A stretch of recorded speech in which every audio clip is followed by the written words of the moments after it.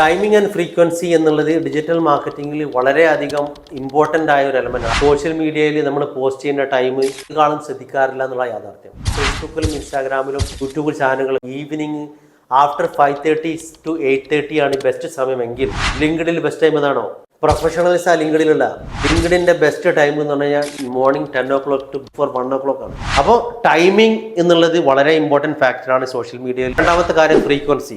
പല ബിസിനസ്സുകാരും അവർ പ്രൊമോട്ട് ചെയ്യുന്നുണ്ട്, social media post ചെയ്യുന്നുണ്ട്. അവർ സ്വന്തമായിട്ട് രാവിലെ ഒരു ബാനർ ഇടും, ഉച്ചക്കൊന്നിടും, പിറ്റേ ദിവസം പിന്നെ വേറെ ദിവസം പോയിട്ട് രാത്രി ഇടും. അവർക്ക് എപ്പോഴും ഒഴിവുണ്ടാകുന്നല്ലേ അവർക്ക് പറ്റുന്ന സമയത്ത് പോയിട്ട് സോഷ്യൽ മീഡിയയിൽ ഓരോന്നായിട്ട് പോസ്റ്റ് ചെയ്യും. പിന്നെ നമ്മോട് പറയും, ഞാൻ നിങ്ങളൊക്കെ ചെയ്യുന്ന പോലെ സോഷ്യൽ മീഡിയ ചെയ്യുന്ന എനിക്ക് റിസൾട്ട് കിട്ടുന്നില്ല. എന്താ കാര്യം?